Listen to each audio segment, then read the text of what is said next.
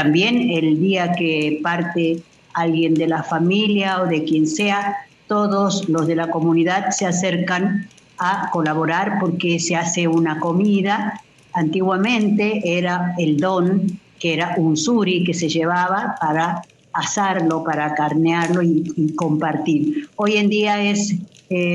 también se carnea un animal de cría, por ejemplo, un vacuno